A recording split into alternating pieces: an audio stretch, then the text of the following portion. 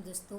अनुशासन आप जानते हैं जीवन में, क्लास में, घर में, समाज में, देश में सबसे ज़्यादा ज़रूरी है अनुशासन।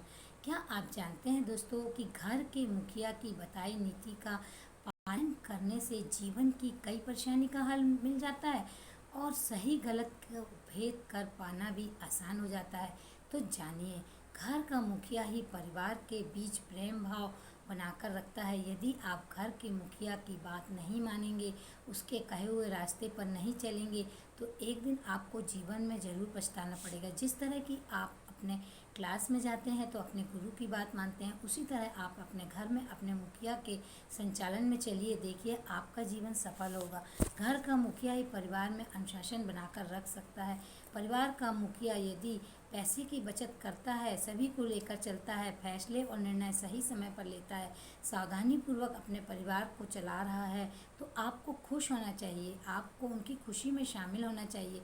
घर की हर समस्या सावधानी से निपट सकती है। कोई भी समस्या बड़ी नहीं होती है। यदि आप बड़ी से बड़ी समस्या को बैठकर सुलझाएं तो वही समस्या छोटी हो जाती है। संकट के समय परिवार का साथ दें। यदि आपके जीवन में, परिवार में कोई संकट है तो सब मिलकर इस परेशानी का हल निकालें। घर का मुखिया परिवार का मुख्य सदस्य माना जाता है। उसके ऊपर आप विश्वास करें और विश्वास करके आप उनकी बात मानें।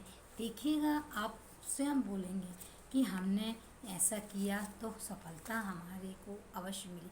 कभी कभी वे नाराज़ हो जाते हैं, लेकिन उनकी नाराज़गी में भी आपके लिए एक प्रश्न होता है, आपके लिए एक सबक होता है कि वे नाराज़ क्यों हैं। उसमें आप अपनी गलतियां स्वीकार करें और अपनी गलती स्वीकार करके उसको हंसी में टाल दें। मन मुटाव मन में ना रखें।